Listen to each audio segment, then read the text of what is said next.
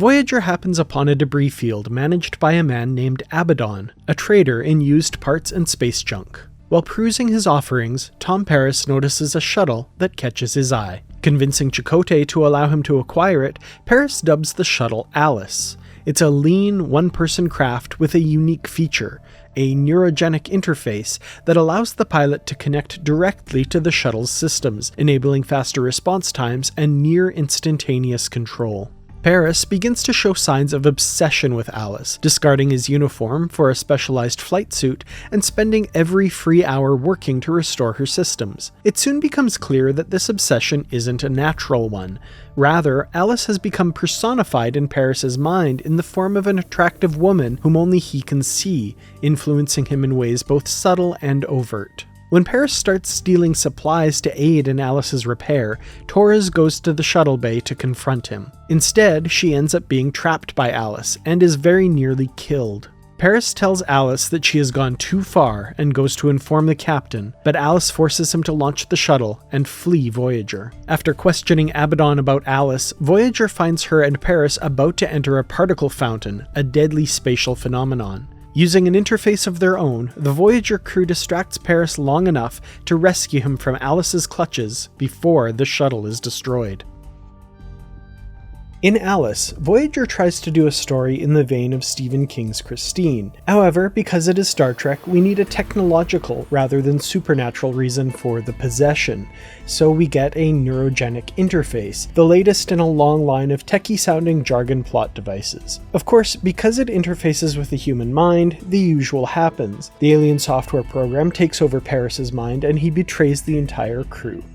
This all feels a little familiar. While there are a few good moments in Alice, it really is pretty forgettable. As an allegory for drug addiction, it kind of works. As a showcase for Paris and Torres' relationship, again, it kind of works. And as a creepy pseudo-Halloween type episode, it kind of works. But it never really crosses the barrier to become good. It just is. For me, the most egregious error the episode makes is the ending. From the moment that Janeway and company realize where Paris and Alice are going until the end of the episode, 5 minutes of screen time elapse. In those 5 minutes, all of the following happens. Voyager catches up with Alice at the particle fountain. The crew comes up with a way to project Torres into Paris's mind in a similar manner to Alice's interface. The crew is able to hack into the system while Paris is distracted. Paris is rescued. Alice dies. Voyager gets back on course. Paris is diagnosed by the doctor, and Paris and Torres make up. 5 minutes. This episode is just shy of the Voyager bad habit of wrapping up the main conflict in a captain's log, but not by much. Alice, in my opinion, would also work much better if it actually said something interesting about the character of Tom Paris. I've called out Voyager many times in the past for its lack of character development, and this is yet another example of showing how these characters are tropes rather than people. Paris is nothing more than the veteran pilot who yearns for the perfect flight we've gotten many times before. At least in some other episodes we get something new, like his interest in old-time sci-fi introduced in the episode Night, or his love of the ocean in 30 Days. But here, nothing new. The banter scene on the bridge at the beginning of the episode as Paris and Kim try to figure out Tuvok's age is a lot of fun. I love the falling away of formality that would come naturally as the years go by on Voyager. Even Tuvok, usually a stickler for protocol and order, allows the interaction to continue just long enough to be a bit of fun before he ultimately shuts it down. I also really appreciate John Fleck as Abaddon in this episode, one of Trek's premier guest actors. He has played a number of characters over the years in The Next Generation, Deep Space Nine, and of course Enterprise, and his voice is unmistakable. His presence takes this fairly middling, forgettable episode up a slight notch. The scene where Alice manifests herself in Abaddon's mind is also very memorable. The music, the framing, and John Fleck's acting all combine to make this a truly chilling scene.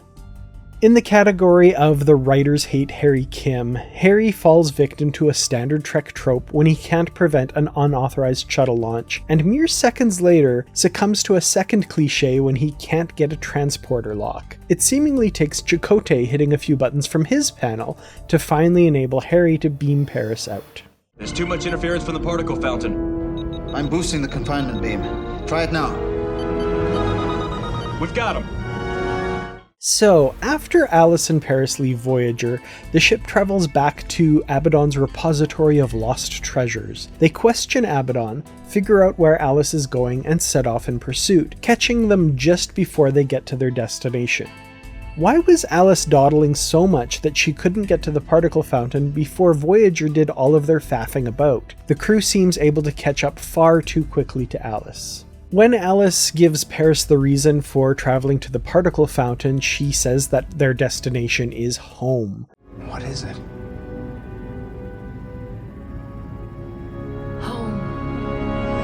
The episode never really explains why this artificial intelligence aboard a shuttlecraft would think of a deadly spatial phenomenon as home, one that would very obviously and quickly destroy the shuttlecraft. I'm not saying it's the worst conclusion that the episode could have come up with, but some explanation would have been very welcome.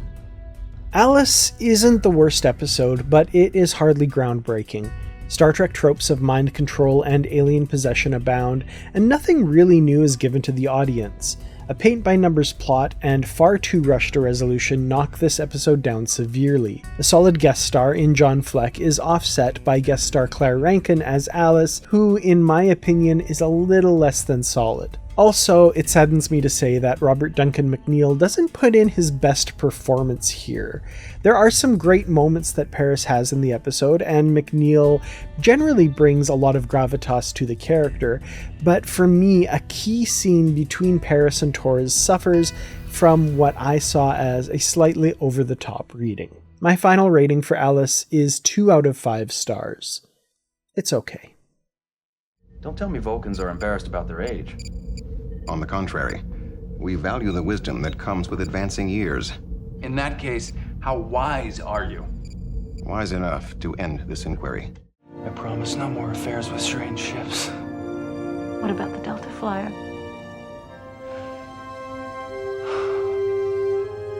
We're just friends.